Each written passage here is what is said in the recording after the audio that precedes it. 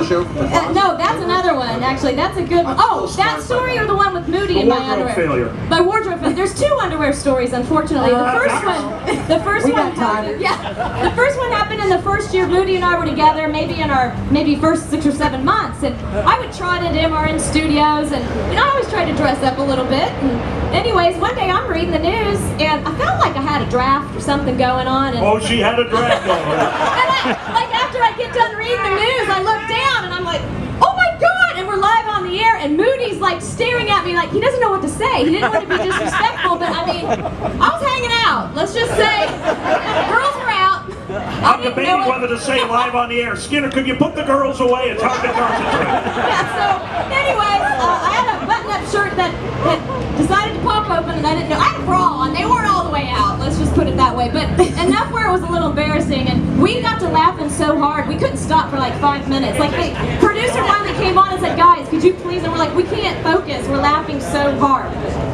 That was a pretty good one. It sounds like. And work really hard. Here's the hardest thing for me. Look, Claire's out there live. She's trying to grab drivers and crew chiefs and team owners and everyone else to talk to. I'm back either in the studio at the track or back in Fort Worth, and I'm trying to listen going, did Claire just open her microphone? Is she ready? Sometimes we get to a place and it's just nice and quiet. And all of a sudden there's Claire going, yeah, I'm ready. Come on, let's go. And I'm like, all right, let's go back out there. But that's the fun of it, because it's just completely live, and we don't know what's going to happen. But honestly, the really cool thing is that when Claire's out there, and all of a sudden there are stories to be broken. Someone's having trouble in inspection. Driver can't drive because they're sick or whatever, and Claire gets to go out there and break that. That's a lot of fun.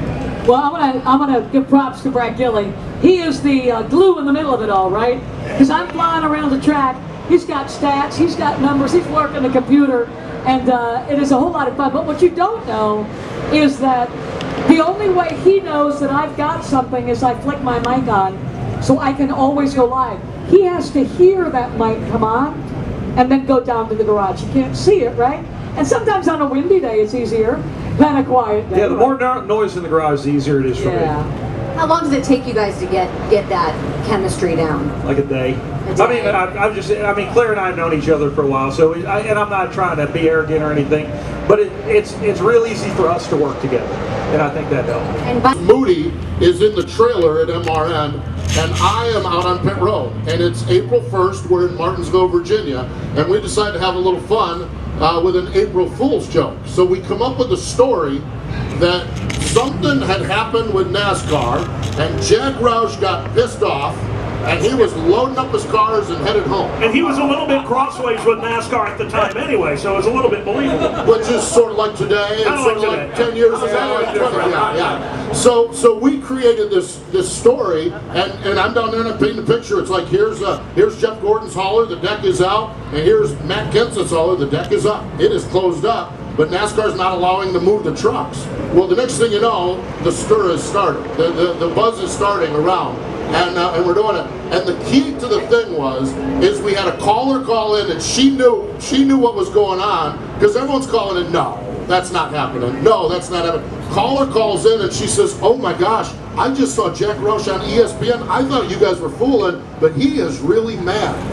So when this caller signed off, Dave, on it, then the thing took momentum, and then PR people and marketing people and NASCAR people, and it wasn't long, and that April Fool's joke had to come to an end. We got shut down big time. We got shut down big time, but we had one going there. I mean, it was a great time. Bagley, Mike. Ryan, who at the time was at USA Today, we asked him if he would take over the show and come on the air and pretend that he and I got canned, Bagman and I, and that the station was changing into more of an NPR style. And so Nate signed on as the host of the Morning Commute on SiriusXM NASCAR Radio. Hello everybody, would like to welcome you all to the Morning Commute. We will be doing this show in a capricious manner. And it was so deadpan. This lady, I forget who the lady was. It was Patty in Michigan who got really upset. She said, I gotta tell you something, Nate. Hello, fellas. Fellas, how are you? I gotta tell you something, Nate. You're kind of boring. I don't like it. I don't like it. We want Pete Mike back. I don't like this. It wasn't just Patty in Michigan. I probably listen to this channel as much or more than anybody. I'm riding down the road and I hear it. I don't know it's a joke, and I go, I don't know what they're doing. That's sorry show that they've gone crazy, man. It was awful. Maine was a spectacular sport about it.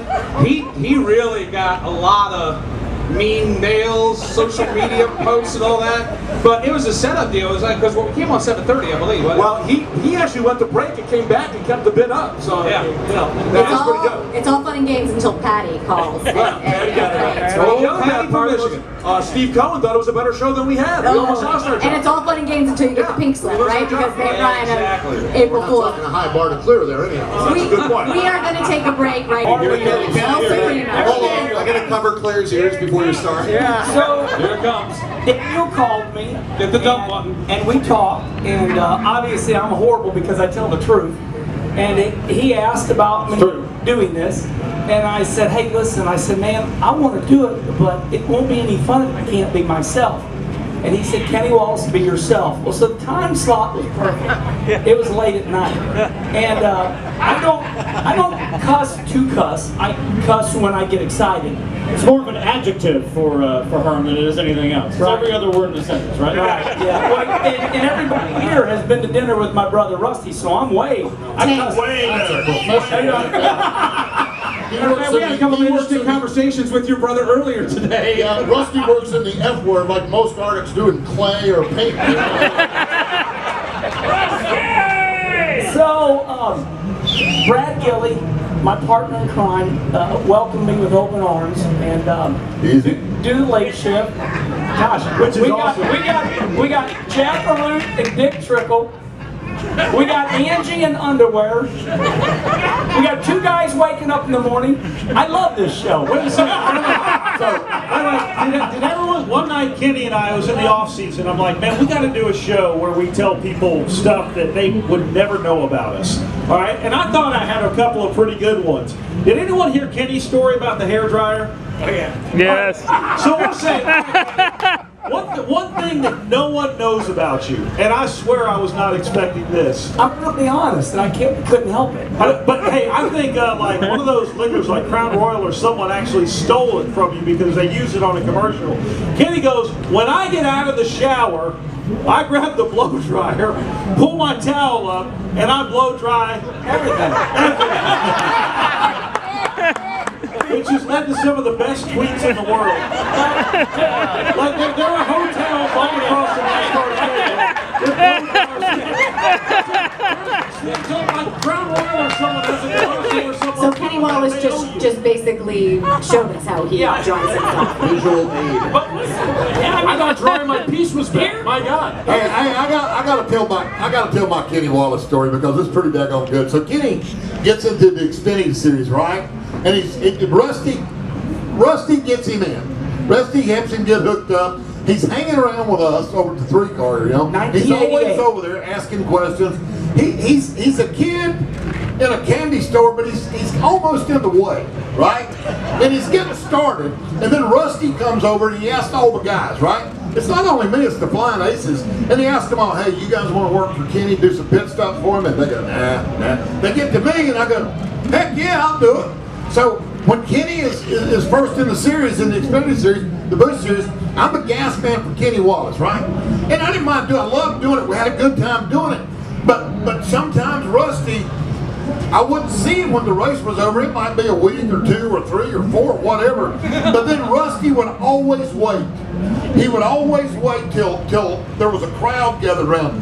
Usually my guys, you know, they'd all stand around, and Rusty would walk right up into the crowd and go, hey man, let me pay you for that race the other week. And he would open his wallet up and he'd go, 100, 200, 300, 400, 500, 600. Thank you, man. And them guys going, dude, he's giving you $600 for a race? Yeah. Well, it was actually $100 per race, but that paid me in 6 weeks. Gosh, we can tell radio stories, but going back to those days, I'll never forget it. I'm living in St. Louis. Rusty calls me and goes, Herm, you want to run the Busch Series? And I'm honest, I'm like, what is that? Because I was always running ASA, and ASA is where Mark Martin, Dick Trickle, Alan Quickie. I mean, to me, ASA was everything. And I had already been chief in '84 down here. So I came down, and Rusty said, we're going to put you in Earnhardt's car, at Martinsville for your very first Xfinity race. And I'm like, wow, okay. So I come down to V8 Road, Kannapolis, North Carolina, bring my seat. I'm mounting my seat in Dale Earnhardt Sr.'s car in Kannapolis, North Carolina.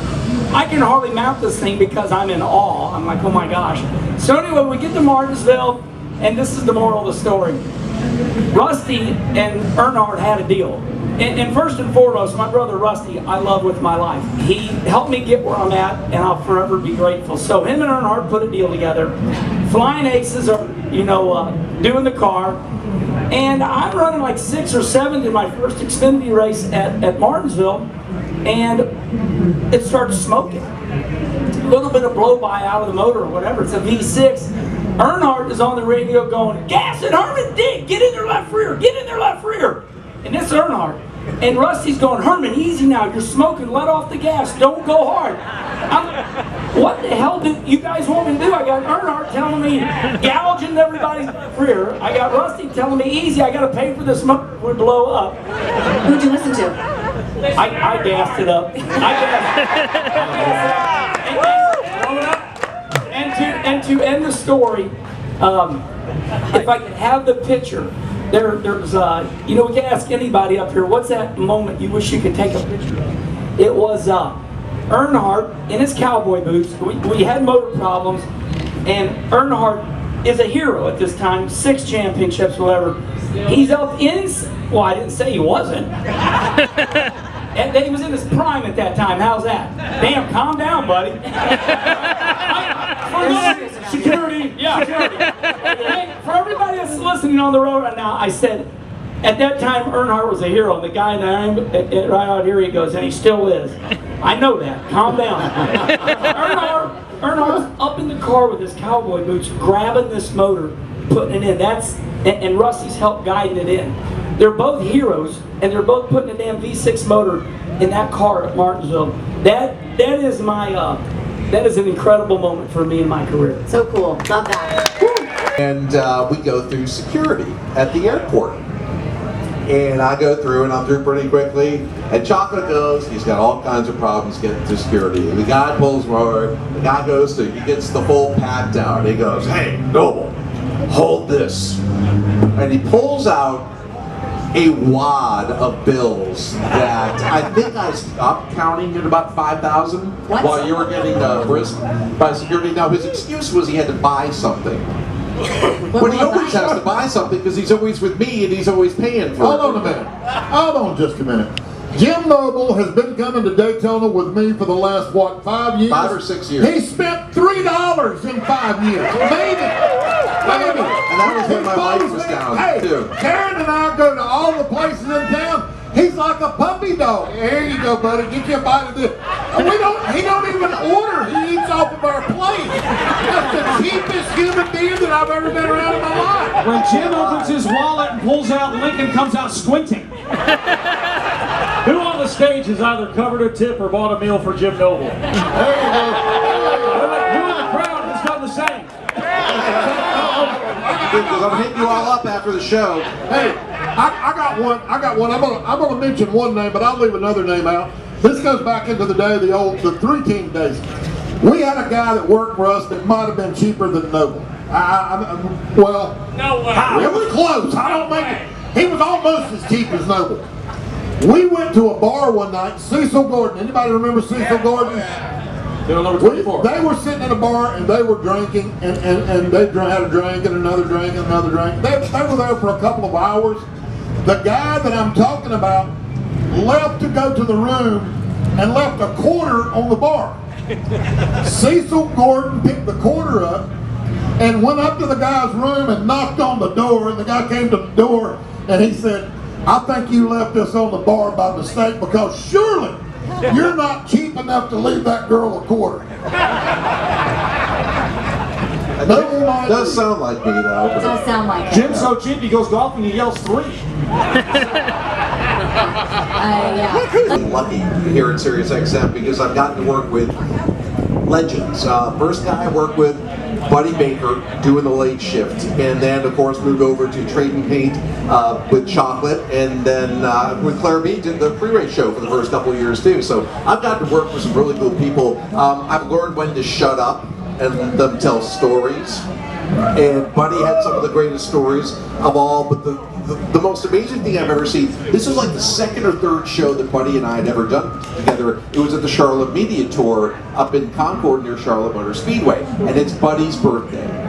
And Buddy was a very proud man, and he always looked impeccable, and this was a big one even by Buddy's standards. And he comes out, and he's got a suit on, and decked really nice slacks, and he's all decked out, and we're having a great time, and every driver is saying, happy birthday, Buddy, and how much I looked up to you. Well, David Reagan shows up, and he's got this big sheet cake, birthday cake. What kind of cake? Sheet, that's different. Yeah, thank you. Thank you. A big sheet cake, and it's got Buddy's happy birthday, Buddy, and a picture of his race car. And David walks up, and Chocolate will be playing all of Buddy Baker on this, and Buddy's sitting there, and David comes up, and he goes, hi, Buddy, and he goes like he's going to scare him with the cake. He goes, but the problem is the sheet cake started to slide, and all of a sudden the impeccably dressed Buddy Baker has a lap full of sheet cake. It slid off the pan, it goes all over Buddy's lap. You know how they used to call Buddy the gentle giant? The gentleness went away in a flicker. For about half a second, I thought that Buddy Baker was going to strangle David Reagan live on the air.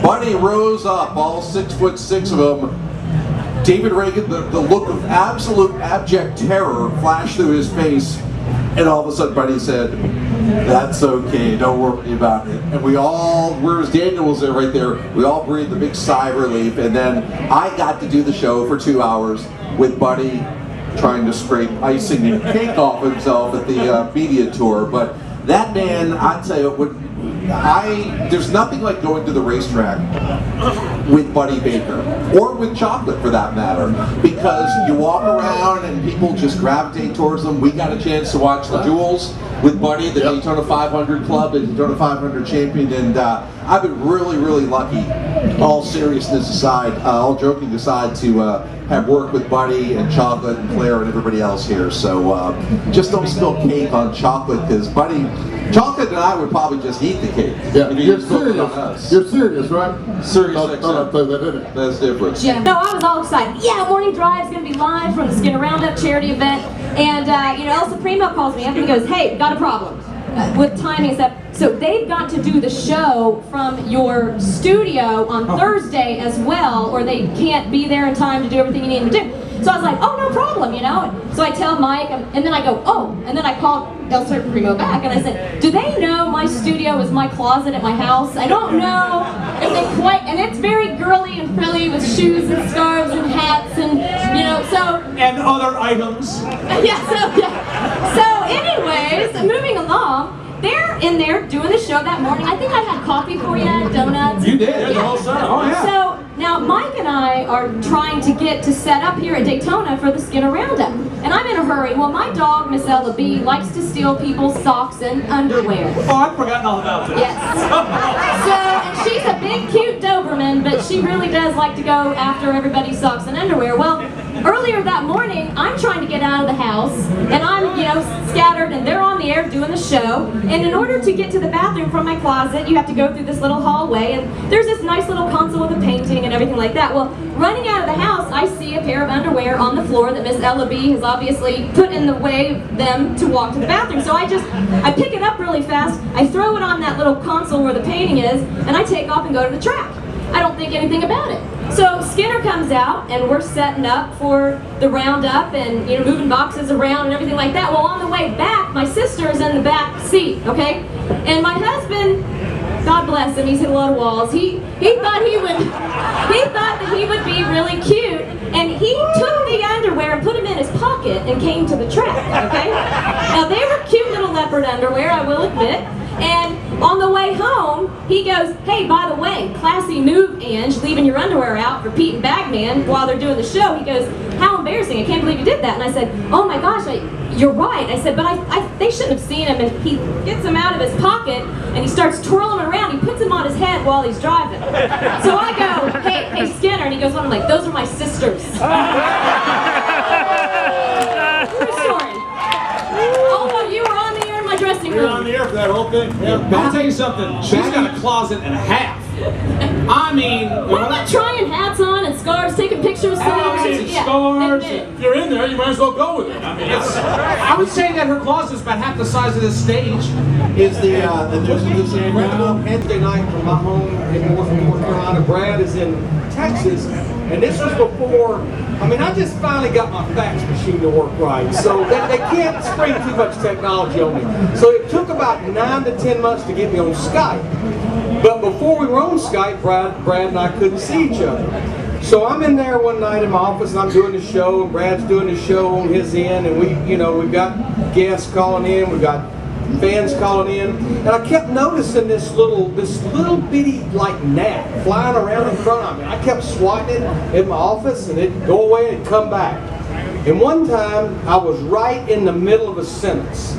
And do you have any idea what happens when a gnat flies in your mouth and goes down your throat?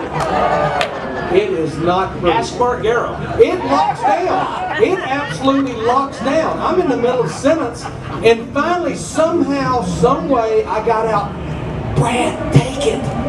I was done. I was locked down, and it took me a good 10 minutes to recover from this gnat. So, again, if you ever see a gnat flying in front of you, close your mouth. And then I said, It's not good. Larry, get on Skype so next time it happens I can see it. I'm glad I was the only one, and it was amazing because I didn't really say what had happened, and I was getting tweets and texts. Are you okay? Did you have a stroke? Did you have a heart attack? It's like, no, a damn gnat flew in my mouth. So we are going to get some gnats for the studio at NASCAR Race Hub, so we can maybe get this on video. Is Larry okay? You know, Larry and being okay, a little before both of our SiriusXM time, I came here to Daytona my first time in 2002. Yep, put it in the truck. And back then, we used to have 2 spotters. Remember those days, Chocolate? So, I'm a brand new guy. You needed more, but 2 was all you could get. So we get lucky, and somehow we get wound up, and I got my man Larry McReynolds on the back straightaway. I'm from Las Vegas. I got a Las Vegas race team, and we got the man, the myth, and the legend, Larry McReynolds, spotting for me. I'm like, we're going to be great, man. We're going to be all right.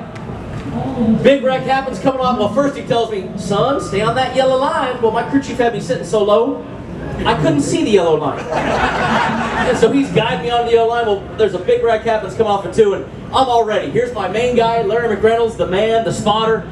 He's going to guide me through this wreck. And I get, son, they're spinning high, they're spinning low. Good luck.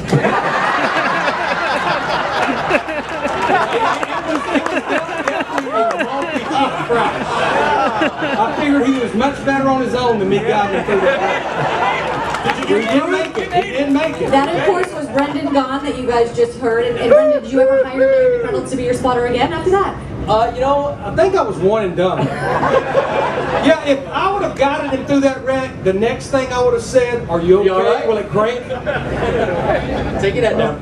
Talking as he is wont to do a lot, and he's in the middle of Mike Bagley is laughing uncontrollably, and he sucks some kind of insect down his throat. Big bug. A fairly large bug, and he gets choked on the air, and this is a clip they played a ton on the air, and he's struggling with it, and he goes, "Duh, help!" And I'm just mesmerized because it's the first time in his life that he's stopped talking. So I'm not going to ruin this moment. So he finally clears his throat. You left him hanging hard that day. I did. I would be hung out to dry. I've never thought bad about that either. I have not lost any sleep at all over the Mark Darrow bug incident. So Doug almost got us all locked up one day, and I'll tell this story because it was me, Brandon, McReynolds. Who else? Anybody else with us when we went over to visit the troops overseas? When we all went over to, It's been like 10 or 12 years. Yeah, Bosnia. we went over to Bosnia. We were in Bosnia. We were in Tuzla, Bosnia. We came back into Sigonella, Sicily. back over in Morone, Spain, and Sigonella, Sicily. And that's where Doug got these beautiful oranges, man. He got these oranges, and he was so proud of them because you couldn't get them anywhere but there. And he comes back home, and we land in Charlotte, North Carolina. We're on a military plane. This has been the coolest trip ever. And the big, the customs agent, who was about a 300-pounder, come by, lady from Sweden, if I'm not mistaken. She came by and she said, "What are these?" And he said, "They're mine." She said, "Not anymore." Turn goes away. Chocolate and I are at this base, this UN base, and we're posing for pictures. And we're getting our picture made together. And there's a little triangular sign behind us. Cool sign. It was real cool. And it was in another language, but what it said was minefield. I'm just glad to be here. Yeah, minefield, walk single file, I think is what it said. Speaking of minefield. In the morning. 7:30 in the morning. Yes. But he lives in Phoenix. Yeah. So it's like 4 or 5 in the morning. He's like, hey. Oh, it's amazing. Well, Race for those fans that- never sleep. Hey everybody. I mean, it wasn't like Harry Carey, but it was just like, so-and-so's gonna win. Marty, what are you doing, son? Well, I'm in the pool right now. And hang on, and you hear him like popping tops and all that stuff. Well, I think he was punking us, wasn't he? Because he tried to do this thing Well, he again. tried to do it again. But I think when he called us the first time, he was He was literally in the bag. I mean, he was. interesting thing, Shannon. That was our best caller of the day. On that day. I always love listening to Dave Moody and his callers. Best ever for Speedway, and it's not even close, was Ejector Seat Eddie. This happened less than a year ago. It was after Kansas, where Eric Almirola had unfortunately been in a terrible crash and broken some bones in his back and was laid up for a while. And this guy, Eddie, called and said, "I know how to make sure that this never happens again. We need ejector seats in the race cars." And I thought he was kidding. He wasn't kidding. And I said, "Okay, how's this going to work?" He said, "Well, when the driver sees he's about to hit something, he hits the button and it blows him out through the trap door in the roof of the car." I said, "Well, where the hell do you think he's going to land?"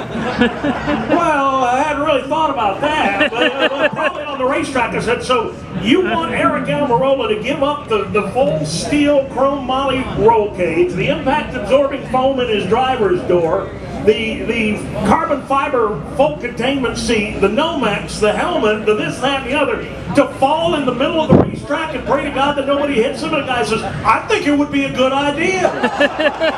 Which driver should we have test drive that? Listen, I'll be the first one to say I am one of the dumbest guys you can find to do a lot of dumb things. I'll second that. But I am going to submit that I think Dave Moody, if he wants to test that out, we're going to let Dave Moody find it, but we got to get the hole big enough to be able to eject it. Oh, you're a fine one. You're a fine one. I got to throw a shot across the bow. Okay, so one person we have not heard from. Thank you, brother. We were celebrating like hell, wasn't we? That's exactly So in December of 1996, I took the job with Richard Childress Racing. And I had numerous conversations throughout the fall with Richard. I had a few conversations with Dale, but I really hadn't talked with anybody at Richard Childress Racing. In fact, I had not even been to the shop. All the meetings I had with Richard Childress was at neutral places. We didn't want anybody to see what was going on. So the first day on the job, I go to Welcome, North Carolina, and I'm a little intimidated with this whole deal anyhow. I'm not sure how they're going to accept me. You know, am I going to be the villain coming in here? Am I going to try to change the way they do everything? So I'm a little bit intimidated when I pull in the parking lot. So I walk in the door of the shop, much smaller shop than what's up there in Welcome right now.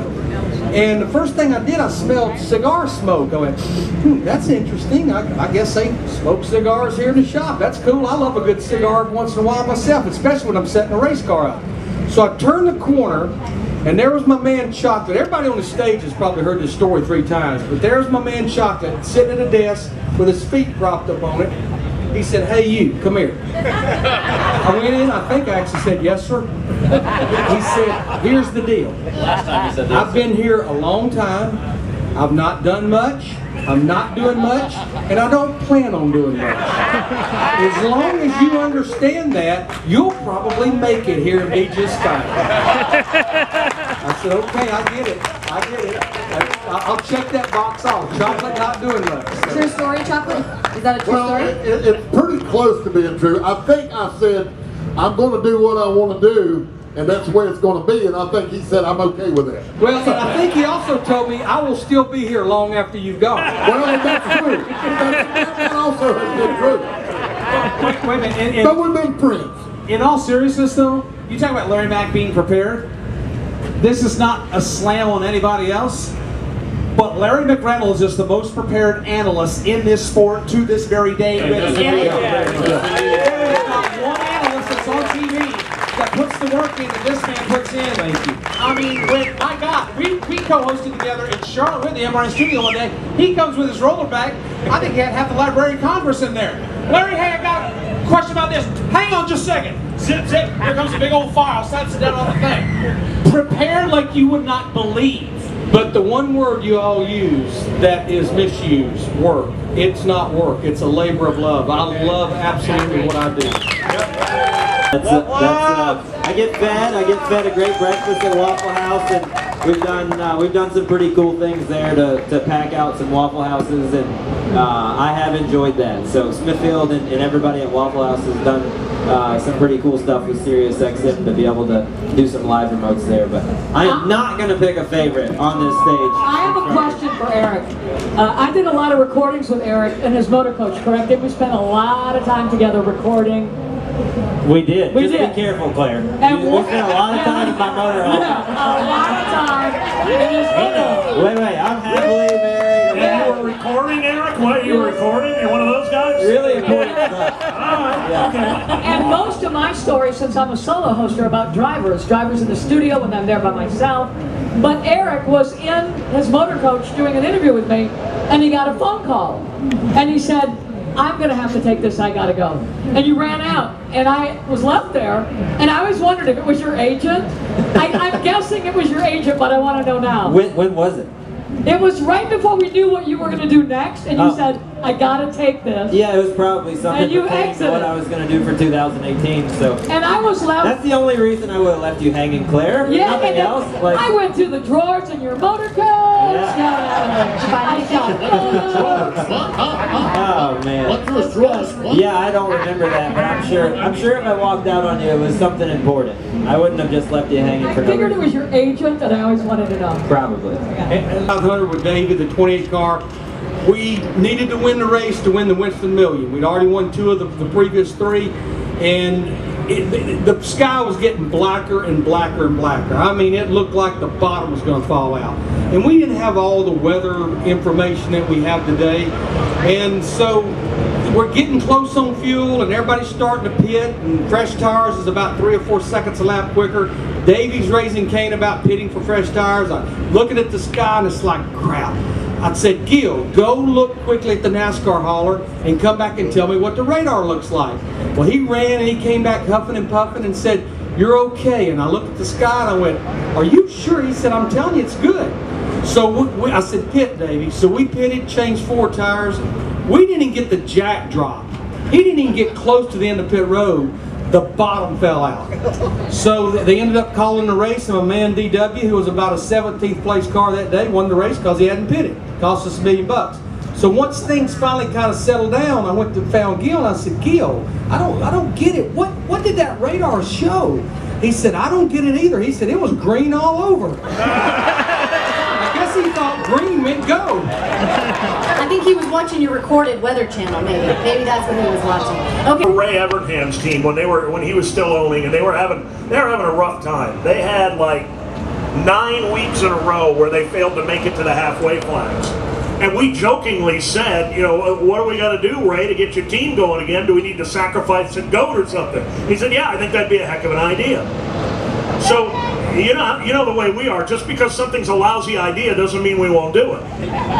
So we didn't actually sacrifice a goat. It was just a bunch of sound effects that made it sound like, we had brought a goat into the studio and put a bullet in it. I mean, right down to the bang, clunk, the whole 9 yards. And oh my God, did we got emails and tweets and you people are awful. The PETA people came after us. It was terrible. Okay, so I'm going to open the door here or walk through it. A polar bear? What's up with the polar bear? Yeah, the polar bear was like year 2 of the show. And every once in a while you go to a caller that's not there, and it's just like dead air. And New Jersey, hello, chirp, nothing. So we had a caller one day that was calling from Alaska, and half the United States was under snow at that point. We'd had a huge thing, and in Alaska, nothing. And I said, well, he must have gotten eaten by a polar bear. And again, just because something is stupid doesn't mean we won't do it over and over and over again. And since that day, every time we throw to a call and the caller's not there, we have a sound effect of a polar bear eating a person. Yeah, that's the story. I know it's disappointing. It's stupid, but it's ours. Chocolate did tell me that you had a story about a caller that you wanted to talk about. Well, yeah, and you got to listen to this. You got to think about this. So we're doing the show. I'm doing the show with the Bagman back in the day, and we get a caller one day. The caller calls in and he goes, "Hey man, I want to talk a little bit about the Fords because I think those Fords," and in the background you hear, and Postman says, "Hey dude, I hear an ambulance in the background. It's not coming over to your house, is it?" And he says, "Well, yeah, I guess it is."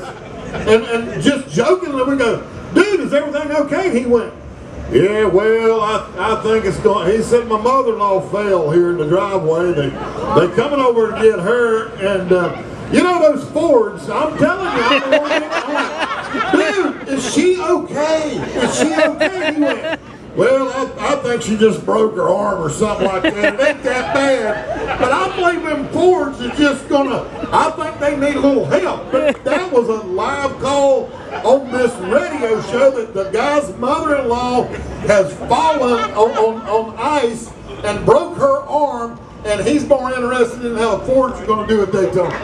So you're saying NASCAR fans are awesome? Absolutely. I love all of you. And he says, "My wife is sitting next to me here, and she's about to go into labor."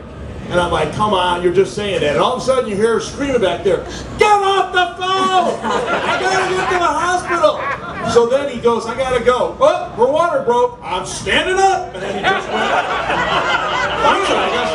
We do not have the water breaking on Labor Day audio for you guys when we come back, but we do, however, have the audio that Chocolate was talking about. So when we get back, we're going to play that. Plus, It was like that in the first place. Because, I mean, You obviously weren't. is there something we don't know about? It was pretty, Matt. It was pretty. I think they call that a fetish. Yeah. My dog steals socks and underwear, bras, anything that, if you're a guest at our house and you leave anything next to the bed, Ella brings it to me. So you're saying And he'll wear it. So, Thank you, Claire. Bagman and I was doing a show at our house in Angie's We closet. told that in hour 2. Okay, sorry. Bagman was in Angie's closet? I'm just trying Yes. to bring you up to speed. That was when the morning drive was in the closet. The show sounds like it was in the gutter. closet. Matt Yoakum, obviously Tony Stewart, they were hosts of. I got engaged. You were the one that you were the geeky one that came up to me backstage at a Brooks and Dunn concert and you went, Angie, he went to Lexington. He went to snitched Lexington. me off. And I go, He what's that? snitched me I go, off. what's Lexington? He goes, you dumbass, it's where you buy wedding rings. He's going to ask you to marry him. And you're all geeky and excited about it. So don't act like He does have a soft spot.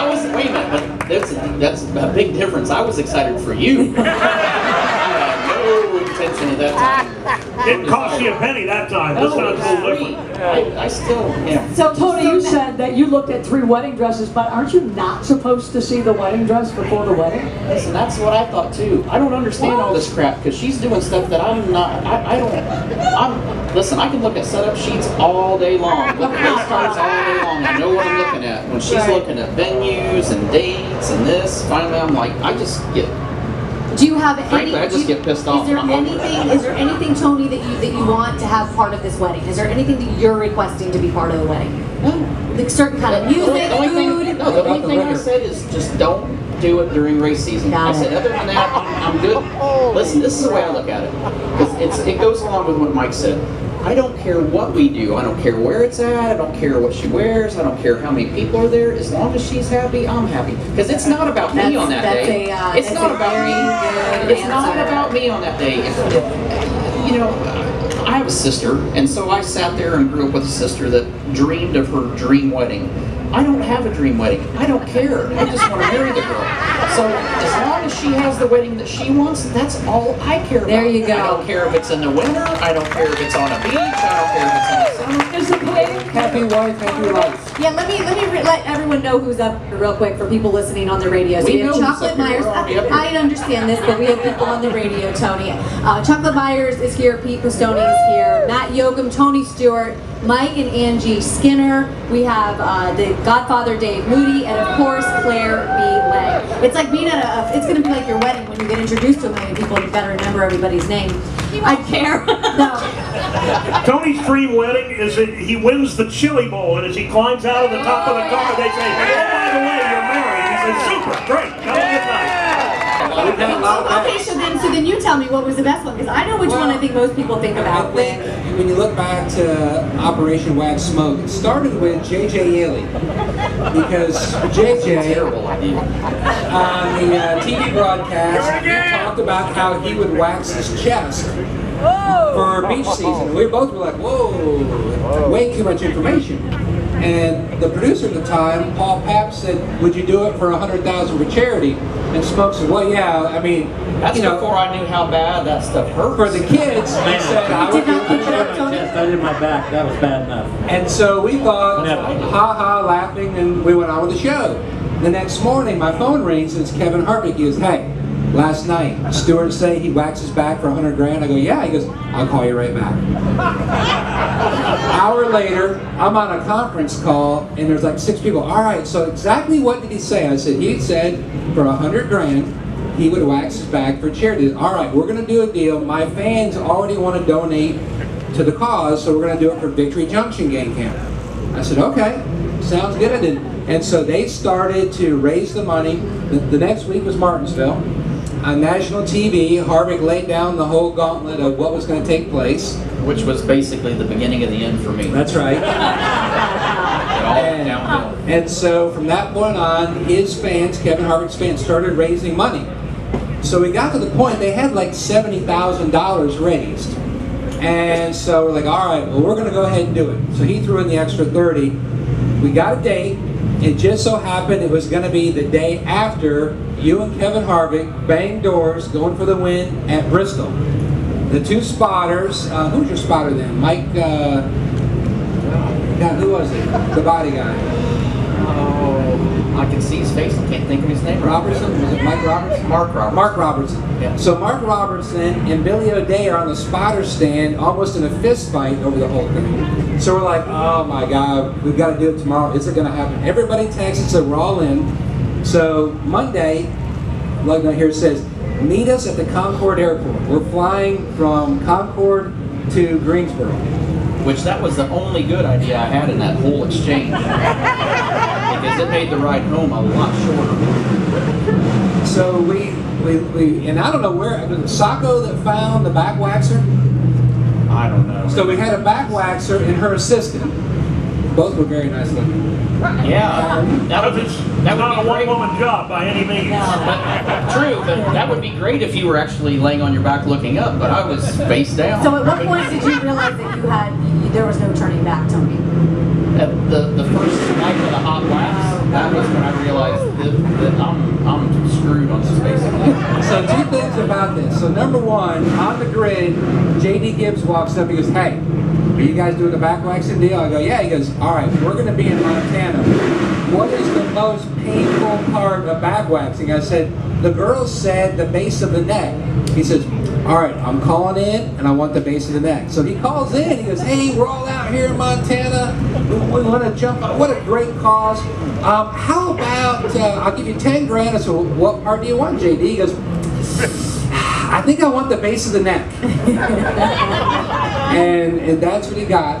And that was a Ford Martin pull. Did we do the whole back? Yeah. Well, you can't do part of it. Well, you It's like, have you ever mowed half of your yard and just let it go? I mean, I'm talking about grass.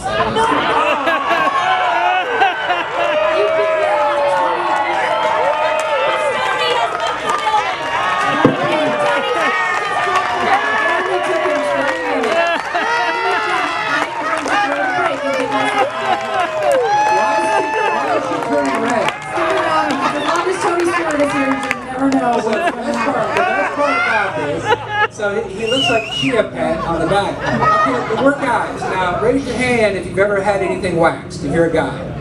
If you've never had anything waxed. Man, I'm sorry. You guys know you never waxed. Those 4 of you out there that just raised your hand, I feel bad for you. Okay, so there's as many men as there was women. So this is the deal. We're not into back waxing at the time, so we didn't know. Just for the record, I'm still not into back waxing. So we would do like a pull or two, and then we go to commercial. We didn't realize you got to do it all in one time, so it's less pain. But we drug this stuff out for 2.5 hours. Hold on, the part of this that I don't understand, you flew from Concord to Greensboro. It's a 20-minute drive. You can drive to Concord. Have you rode with him? Oh, no, I've not done that. Just to get to the interstate from my house with him driving is 20 minutes. Okay, we have to take a break. When we come back, more back waxing. They took the smallest guy, which was Ford Martin, who was on the show with us. He was like 9 years old at the time. Yeah, 9 You or scarred 10. him. And he didn't have enough to just pull it really hard and fast. And He did. He was just that smart. No, he wasn't, because he knew I could jump off that table and kill him. But he pulled and it got about half of it, and they had to grab again, and that was, oh man. Does it grow back thicker, Tony? I don't know. I can't see over my shoulder. So many great moments on that show. El Supremo wanted me to ask you about the very first show, Matt, when you guys were supposed to get Gene Simmons and did not get Gene Simmons. So the very first show was actually in a fishbowl at SiriusXM headquarters in New York City. And so we had the guests line up and like, all right, this is going to be badass. We're going to have Gene Simmons from Kiss on the show. Day of the show, we realized there was a little bit of confusion. It wasn't Gene Simmons, it was Richard Simmons. They're mistaken for each other quite a bit. Welcome to SiriusXM Radio, Smoke. That's what I thought then. I thought, man, whoever thought this was a good idea. Tell me how that went down. He's a funny man. Richard Simmons, was he with you guys? No, he was not with us, but he called in, and he couldn't tell which one of us was actually talking, so he kept going, Matt, Tony, is that Tony? Is that? Oh my gosh. What voice did he use for that? And we kept saying, where the hell is like Ace Frehley and Peter Criss and we got Richard Simmons probably at home in his spandex. How much fun was it to put together the Stewie Awards and to actually vote on those together and come up with the ideas? Well, we had a great team. Yeah. We did. We sat down. Basically, myself, Daniel Norwood, Maz, we would do a lot of work, and Tony would go, yep, looks good for me. Looks good for me. I was all for those guys doing 95% of the work and me just coming in at the last minute. Kind of like your wedding planning. Yeah, it's very similar. See, it started then, and now it's all about establishing a pattern. But there's a Mike Helton story with the Stewies. What is that? Was it 2011? You won the championship, and we were doing the Stewies from Las Vegas, and it just so happened that Tony touched on it earlier. You like a little bit of bourbon. Well, we switched it up for that year. That tequila? We went straight to the tequila. And we started the show, before the show, I told everybody gets a shot of tequila and we'll start the show with a shot of tequila. So we started and I told Matt, I said, every break, I'm gonna have another shot of tequila. And I told the waitress to bring a shot every break. There's 4 breaks every hour. The last 30 minutes, I didn't do the show the last 30 minutes. I literally couldn't even talk. And so keep in mind, so he says all this. So Mike Arning, myself, we're like, oh, to the waitress, we're good. We're good. In the meantime, he says to the other True Speed PR people, hey man, I need another shot. Well, they don't know that the other ones are all giving him shots too. So he had like 7 or 8 shots. And so he's like half comatose. so he's sitting in between Mike Helton and myself, and so. Which is that's the one that you really don't want to screw up talking to. So. Oh yeah, and so this has train wreck all over it. So Tony's sitting there, and so I'm trying to, get us out of the ditch. So I'm looking over and I'm asking Mike a question. And so when I ask Mike a question, Tony's looking at me. When I finish, he goes. And when Mike would finish, he'd go. And he'd look right back at me like, "What's the next one?" I think I tried to write on a piece of paper, "I'm drunk and you're going to have to do this." True story. That's what he wrote. So, Tony, I would like to thank you for giving me the excuse, because when Moody and I were on the air together, usually in the 6 o'clock hour, Skinner would bring me a glass of wine. Usually? Okay, almost every show. Yeah. Skinner, but I would say I'm not going to drink it until after the last broadcast at 6:30. Bullshit. The news broadcast. So he would bring the glass and he would be like, I'm gonna, because we always toast before we have a glass of wine, and he'd go, I'm gonna ching. I'm like, don't, Moody will hear it, don't, Moody will hear it, and yell at me. So one day, Moody goes, Skinner, I totally heard that. I totally heard the wine glass clink, and I go, I just put it down, I'm gonna read the news first, whatever like that, and I go, and by the way, Tony Stewart drinks the entire show when he's on there. And then I think You're trying to make me sound like I'm an alcoholic. and no, I was just like, why can Tony do it and I can't do it? So And after that, the range really came off, and shortly after that, we started using the Skype so we could see each other. Oh, yeah, I used to And like then at 6:30, not only would Skinner come up behind her and place like the biggest glass of wine you ever saw in your life in front of her, he'd also grab her boobs and wave at her while he was doing it. This is why it sucks doing the 7 to 11 a.m. time in the morning. No, Except for the hanging of the boobs. You can't drink all day if you don't start in the morning, Pete. That's a good point. So I've got a good Tony Stewart story, and I've gotten permission to ask him about it. The best piece of audio I have from a driver, nobody knows that I have, I've never aired it, and it's with Tony Stewart. And it's no secret, he's mellowed over the last 2 years. He was always really good to me, but you had to be on your toes in the pack of reporters. If you didn't do your homework, if you weren't on your toes, Tony, correct? You had no problem taking people down. You would just challenge them if they weren't ready to go and didn't have their stuff together, right? Exactly. Exactly. So I won't say the reporter, but there was a feisty little person from the New York Times who visited occasionally and at times was not prepared, correct? Or irritated. I don't think she was ever prepared. I think she always let somebody else do her homework for her, and then she wanted to waltz in there. She always, and you can verify this, she always walked in there like she was the baddest thing in the room, and she showed up, what, 4 or 5 times a year, and you guys were there busting your butt 3 days a week, every week. I can't wait to hear what this audio is. had it, and the pack had left, and it was me and another person. And my recorder's running. And this person challenged Tony and said, you've got to quit giving me a hard time every time I can be asking me questions back with you. And he said, I won't say the name, you are a scab that will not heal. She said, is your recorder running? And I said, no. And I have that on tape today.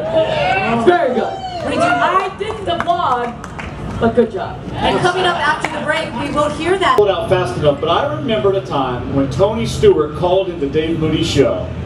It was the best interview. I'll tell it. The best interview of all time. I'll tell it. Go for it. Yeah, I'll tell you what I was trying to do, and then I'll tell you what I did. We were going to Indy. And I'll tell you if you tell it right. I did. I won't tell it right. I got no pride. I'll tell it right.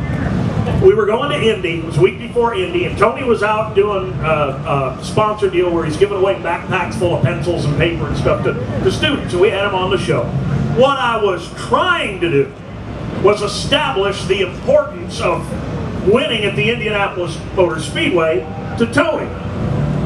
Unfortunately, I worded it by saying, so I know you really want to bring your best stuff to Indy. And there was like this 3-second pause, and I said, oh crap, I know what's coming.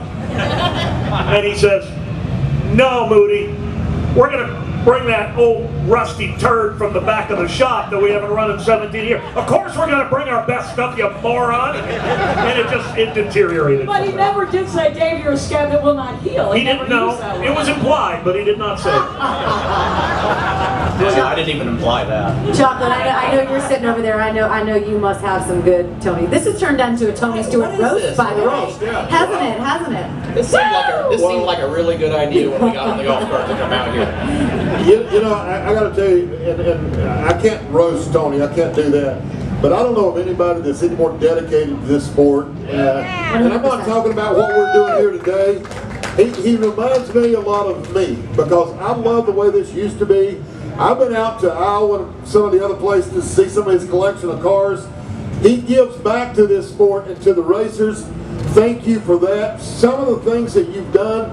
You know, I mentioned earlier today, I've talked about a story about Dale Earnhardt giving back, and nobody ever knew what he did. We don't know what all you've done, but my wife and I have been in New York when you've been getting those checks for $100,000 and $50,000, and you just give them to somebody else. Thank you for everything you've done for this sport.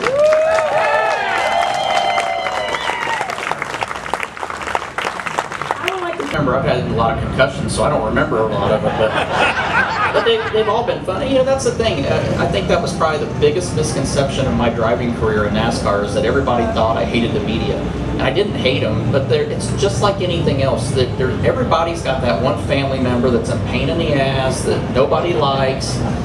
There's the same way in the media center, the same way in the garage area, the same way with your own race team. There's that one guy that just doesn't fit in quite as good as everybody else.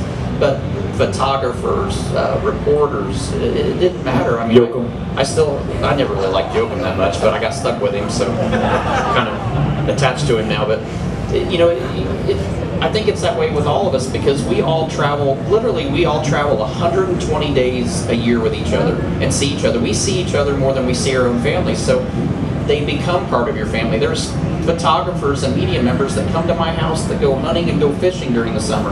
And that's just the relationship we've always had. Tony, I remember, and this really is heartfelt, but I will never forget this. You won the championship. I was flown on XM to New York City to interview the champion, Tony Stewart. And I was so nervous that I had an hour with him that it had to really count. He came into the studio and he was like, I could tell he wanted to get out of there. He was looking around and I thought, this is never going to work. And I was, how am I going to, I grabbed Tony by the arm. It's a true story. I didn't even really know him then. I pulled him into a side room and I said, Tony, this is really important to me and I know you feel sort of trapped in here. All these people are coming at you. He was a little shy at the time, you know, like kind of didn't like a lot of people coming at him at once.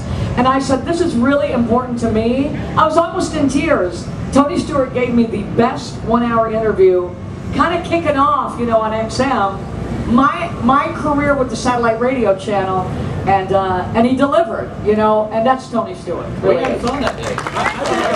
I think all the drivers, though. I mean, Claire said we thank all you fans and you do, but the drivers, Tony having his own show, Kevin having his own show, the drivers will give us 15 minutes and we can talk about things, not about how's your car running and that kind of stuff, but have some fun and get to know these guys. And I appreciate it as a host that the drivers and the crew chiefs and the owners do that. And I would hope that you guys do that as well. So I thank all the drivers for that. I think that's something that we've all, with all of our shows, had the opportunity to do because every show talks about top fives, top tens, wins, how you're running this week, how you're running next week, what's it look like, what's your goals, this and that. Same thing that you guys already know. It's the things that we had the honor and the privilege to do was be able to talk to them on a more personal level and talk to them about, like, getting your butt playing pool with guys like Skinner here. And he's a shark. He is a shark. But and that's the things that people didn't know. I mean, people didn't know how good of a pool player he is and don't know how good of a pool player he is. I do because I lost enough money to him to remember for the rest of my life. Thanks, pal. I'll never get another game. But I want to add something to what you're saying. Every show on SiriusXM Radio, everybody, we're all saying the same message, telling them about the race, about personal things in NASCAR, what we experience every week. But each and every show has its own personality, and I just think that that's really cool. Anything to add there, Matt? Well, I think when you look at the big connection that this channel makes with the fan is that it's just like when you come to a race. No other sport gives you access like NASCAR does, and no other channel gives you access behind the scenes. It's just like on our show, you know, you'd find out that Ray Stuckey has a Firestone store in Indy, and that costs somebody going to see Led Zeppelin. Yeah. damn it. You bring that up, didn't you? Goodyear said, we'll have anybody come to the tire test, but Tony Stewart will be one. And but you know, it's stuff like that that you get a chance to eavesdrop in on, whether you're driving down the road or sitting in your driveway or sitting in your house, that makes a great connection for us to do all the shows to you, the fan, and we appreciate all that you guys do. And Matt, something I just wanted to say quickly is